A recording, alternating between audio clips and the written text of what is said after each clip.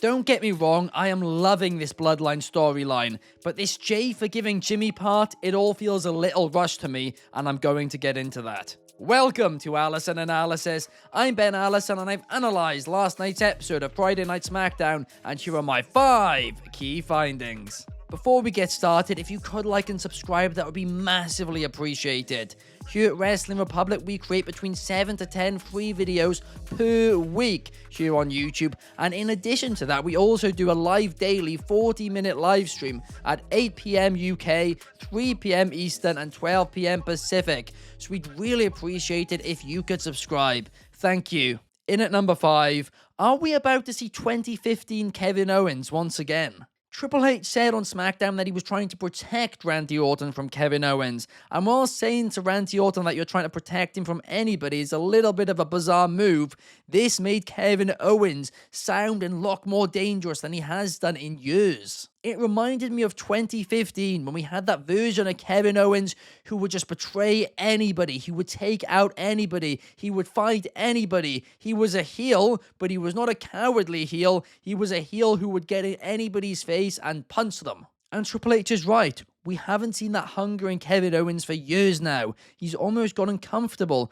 on the WWE main roster. I mean, I guess the only exception you can make is when he's fighting the Bloodline, but even then, he's a face at that point. But now he feels like Cody Rhodes and Randy Orton have turned on him, making him more dangerous than he has been in a very long time. And now their match at WWE Crown Jewel is official, but the question still remains, will Kevin Owens actually even turn up? I mean, last week we saw in that promo package that Kevin Owens said he was done. He was not going to return for quite some time.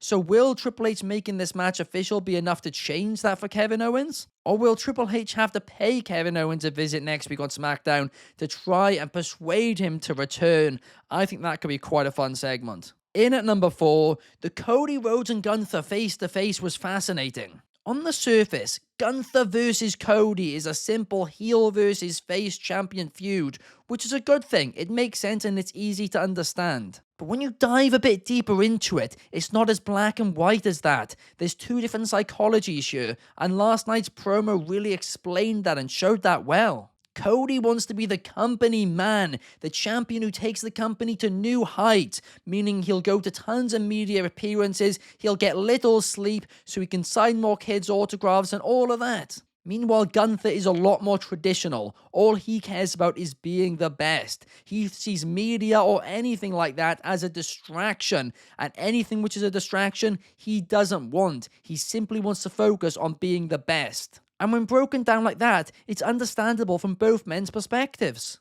But back to my original point, on the surface, it's obvious for fans who they cheer and who they boo. So in that way, it's really easy to understand, and that's a good thing. So ignoring the fact it's for a title which means nothing, I'm really enjoying how they are building this storyline. In at number 3, LA Knight ruined the Carmelo Hayes and Andrade Best of 7 series. I cannot put into words how frustrated I am by this. For months and months, they built this Best of 7 series. It was so great, and then they threw it away with this stupid match on SmackDown. And I understand it. It's to get to a triple threat match at Crown Jewel. That part makes sense. But I literally pitched weeks ago how you could build to that triple threat match while they were still 3-3, and then do the 7th match after the PLE. But nope, they had to mess it up. I also do not understand why LA Knight was the special guest referee in this match either. I mean, that was just chaos waiting to happen. And also, the crowd did not know how to react to LA Knight doing what he did. Because on one hand, they wanted to do the LA Knight, yeah, chant with him. On the other hand, they were very, very frustrated. And it led to him getting a little bit of a mixed reaction. Are we going to be getting a heel LA Knight soon? I mean, because that's the only thing which make a little bit of sense here, although I'm a bit surprised they're doing that if they do it. I think this is going to go down as a rare Triple HL. In at number 2, the Motor City Machine Guns are getting the AJ Styles 2016 treatment. In recent history, there are 2 examples of people debuting in WWE, going straight to the main roster and winning championships in their debut year. One of them is Jade Cargill, but the title she won with Bianca Belair, who of course was pretty much a veteran in WWE. The other example is AJ Styles, but it took him almost a year to win his first WWE Championship.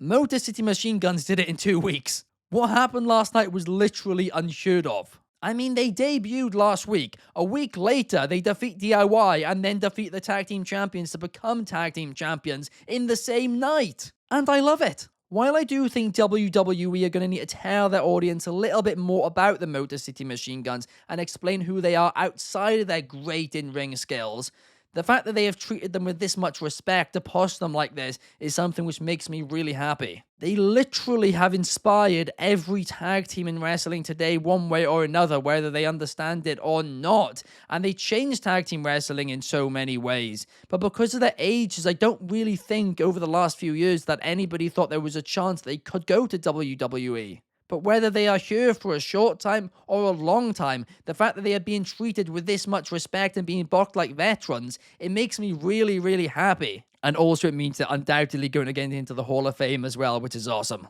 And in at number 1, am I the only one who feels like Jay forgave Jimmy Uso too easily? Don't get me wrong, I am loving this Bloodline storyline. It's a lot of fun and it's brilliant TV. But at the same time, this part kind of feels a little rushed. 2 weeks ago, Jay wouldn't even talk to Jimmy. He wouldn't even listen to him. 3 days later, Jay is then smiling at Jimmy when he sees him, before not smiling at Roman Reigns. I mean, what happened in those few days to begin with? Are we going to be told something happened? Or did Jay just suddenly forgive him? But now 2 weeks later, they're in the ring, they're hugging together.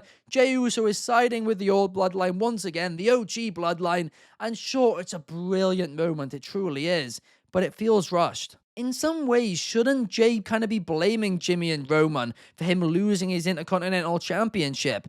Because if it wasn't for them dragging him into this storyline, then Solo wouldn't have done what he did. I mean, don't get me wrong, right? It does make sense. It's not like it makes no sense or something like this.